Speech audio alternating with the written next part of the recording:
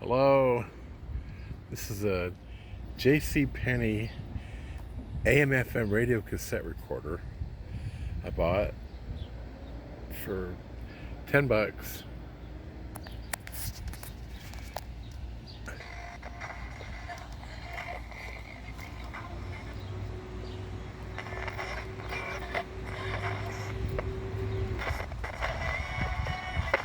There are still more questions. I only got something out of it that's full volume. Another low volume piece of equipment.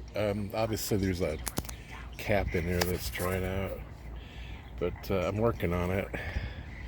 It's can't get my fingers off of this top of it. Another beat up, crusty, cleaned. The switches.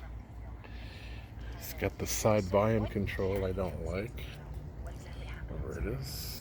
Well, we really don't have any more details today than we had, yesterday. Here's the volume control. I think you can see that. It's one of those little historic Hear it? town squares in a dance studio. It's really faint. It's all the way up.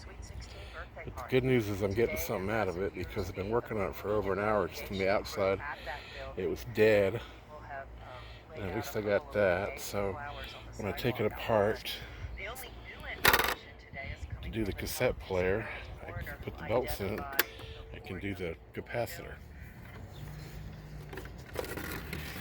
It's battery and electric. There's a cord hanging off of it. Got nothing off the cord. You can see it's made in Taiwan. That's the model number. Another kind of cool, another one with an earplug on the back. See that? Who thought that was a good idea? I don't know, but it's kind of a cool little box. Another victim, hopefully safe from the trash. All right, later. Just wanted to make a couple of observations about this. This is a table radio built by National Panasonic, probably 65. I find it very attractive, but it works phenomenally. But the most important thing to me is when you have a smaller transistorized radio playing into a large room, it sounds like a transistorized radio. This thing, since it's a table radio, it sounds like you can hear it. It sounds like a big radio, and I've got the volume turned down really low, so I thought that was very cool. And then the thought about this one was, I was bringing this one upstairs in the hotel, hidden behind a couple of bags of groceries, and there was an Asian gentleman that came in the elevator with us, and he zoomed in on it immediately. And he's like, "Nice box. I haven't seen one of those in a long time." But anybody else in that elevator would not have noticed this radio I was carrying between a couple of grocery bags. But he zoomed in on it. And I said, "Yeah, I messed with him. I'm just trying to keep him out of the landfill." But I think he really appreciated it. This is really a handsome radio when you get right down to it. I haven't cleaned the sticker residue there off yet or anything else. I'm just trying to get it to. And it's got. I need to take it apart, put belts in it because it's got a dried cap. It's putting out hardly any volume, but in conjunction with a table radio, you can get a stereo effect. All right. Hi, this is Gene Mitchell. I'm on vacation, and you're on I wanted vacation to. on WOIS. I haven't put anything up in 3 weeks. I was trying to think of something that would be halfway interesting, but what I wanted to show you was I bought this radio cassette player on my Kansas City trip, and I actually filmed it in the hotel room. I just didn't list the footage of it. I finally got it to play after a couple hours. After I bought it, very, very, very faintly. So I was thinking it was a dried out cap in the output section. But I was on a trip and I brought it back and put it in a box for a couple of weeks. But I was going through the boxes yesterday and I found this, and I really like this radio. I like the way it looks. It's made in Hong Kong, so it's at least 30 years old. But plugging it in, not using, you can put batteries on it, but just using the line. It's close enough to my chair here. I could hear it clear enough to listen to it without worrying about bothering the neighbors. It was turned all the way up. It was very faint, but it was clear, and what I liked about it was very sensitive. But I've left it running out here on the side porch for 3.5 days, 24 hours a day. It's never been shut off. I was hoping that the cap that was causing the problem would reform. And about an hour ago, I noticed in the house, where's that music coming from? And it was this little guy on the side porch had just started working full blast, and I could hear it in the house. So I'm going to talk more about this. I just wanted to show it right now. And yes, that's the glass of beer. You know, I'm allowed to drink beer. I'm an adult. I'll come back. This is night number 2. This morning I got up and I had left this playing all night, and I unplugged it and I moved it into the house to my area. I know I pick up all the good signals. I can pick up a lot of FM, some AM, and I fully expected it not to come back up at the volume I had last night, because I was assuming that whatever capacitor had reformed in her probably drained out and reverted back. So I plugged it in and came up, and it was holding the volume control. Unfortunately, I realized fairly quickly it was getting a distorted signal, and I was trying to figure out, have I unearthed another problem now that so I listened to it for about an hour. I was able to get it to work good enough to listen to, but it sounded like an old transistor radio. I turned it off, unplugged it, started listening to something else. I've brought it back out tonight. It's about 7 o'clock at night. It's 90 degrees out here. Plugged it in, and it's not distorting at all. So I'm picking up a very distant station. You could probably hear the hissing. I'm going to have to turn that off here soon. I'm trying to turn this down, so I won't get a copyright strike. I try to film these when they're on commercials. I'm tired of the copyright strike stuff.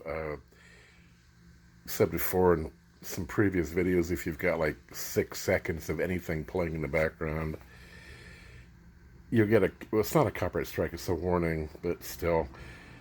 And it says, well, you won't be, what's the word that YouTube uses for getting paid for your videos? Monetized? You may not get I've got, I may get 40 views out of this. How much you can pay me for that? I'm not doing this because I want to be a YouTube star. I'm doing this because I really enjoy audio equipment. I like working on it. I like listening to it. I like coming across all these old devices that would otherwise be in the trash because they didn't work when I bought them, and I got them to work, and now I can listen to them for a little bit. But I also come across interesting diagnostic problems you can, and I'm doing this, I haven't taken a screw off this thing. I'm trying to figure out as I go along now, before I even take the back off, what might be the problem areas I'm having. And I got the volume thing figured out, but now I'm getting distortion on the inside of the house, but I'm not getting it on the outside of the house. So that indicates front end problem, probably with one of the transistors. And one of the things I was thinking is maybe because it's 72 degrees in the house, and it's like 91 degrees out here now, might be a heat issue. I don't know. One of the transistors. I don't know. I'm just going to string all this together as I go along, and you can follow along with me if you want to. Appreciate it. It's Friday night, and I'm just kind of doing my thing. Talk to you later. Like I said, I'm stringing these all together, so they're going to be a little disjointed, but I turned the camera off for a second to mute the volume so I wouldn't get a copyright warning. But you heard the distortion. on channels that don't have any music. And this radio is picking up about 7 religious channels, which is all talking. One ESPN and 2 news, NPR, as usual NPR, but NPR is everywhere. There's no distortion, so I'm going to have to put a scope on this eventually, I guess, but I'm still trying to figure out.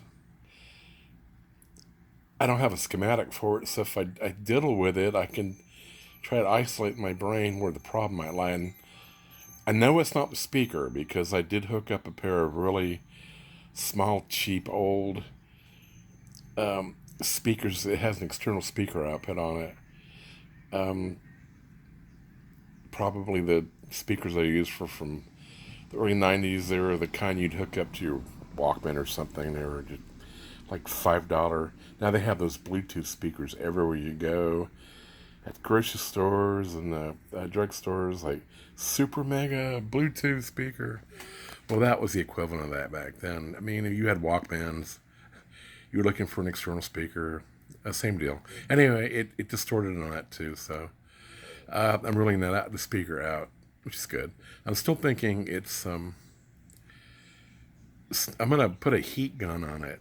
I've actually got a heat gun when I do take apart and check it that way first and see if I can isolate if there's a transistor that's got a environmental problem, or certainly check the capacitors. I'm thinking of filter capacitor. I haven't put batteries in this yet, and I was going to do that next, because if it worked fine off of batteries, it's a power supply filter that's going out, because I've got it plugged in right now. I don't normally stuff batteries and stuff if they look like they've got some rust and stuff on them. I want to spend time cleaning them up decently, and the ones like this that have a plug as well as battery capability, I tend to plug them in first, because I'm figuring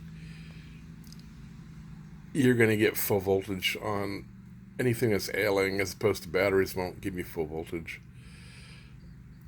So yeah, but look at the damn. I mean, one of the things I love about these old is you look at the wear on them and you try to figure out where they've been, because this one's obviously had the crap used out of it just by the wear marks on the corners.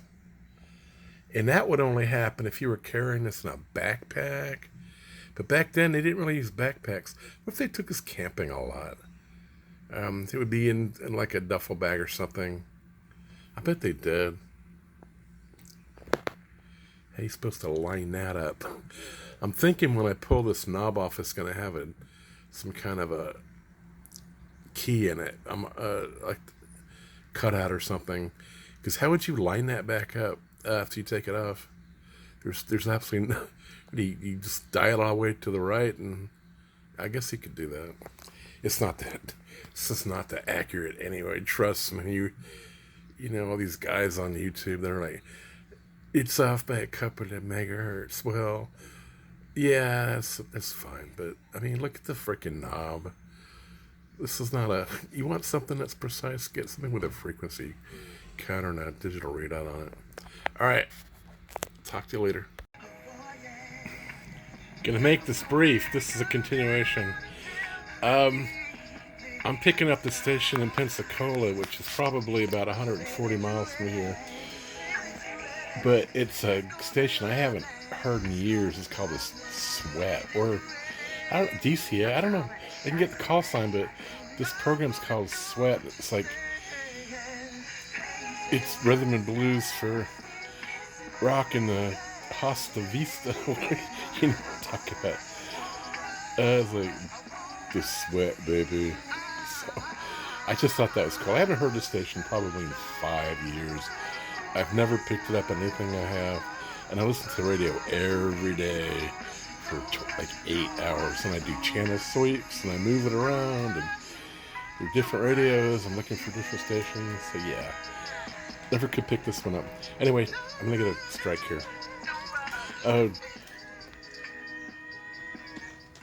Here, I turned that down.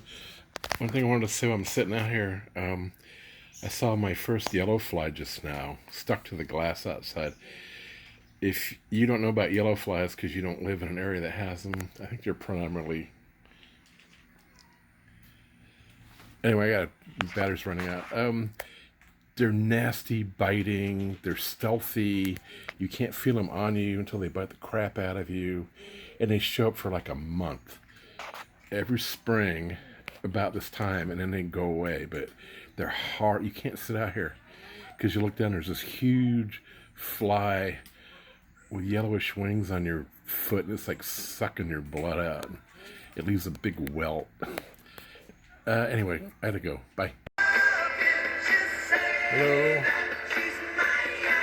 I finally got around to putting batteries in this because I was thinking maybe the problem I was having with the distortion was the filter caps on the power supply coming off the line cord on this. And I think that prop has nailed it. It's working fine without any distortion on the batteries. I still got a little bit of a scratchy problem with the volume control, but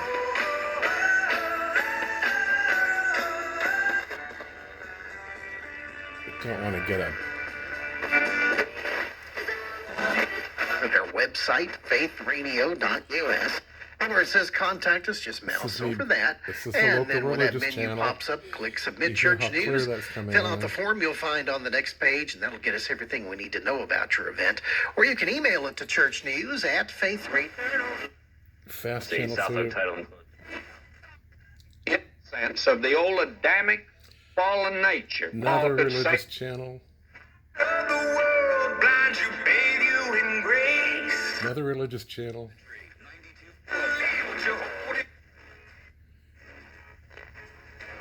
Kingdoms fallen.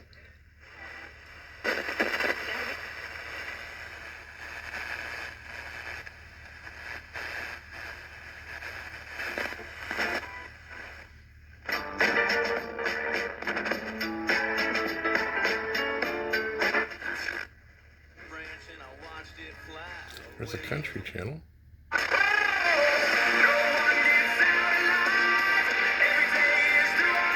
Rock channel. Avenue Cam. Is trading values are still high. So if you're, I know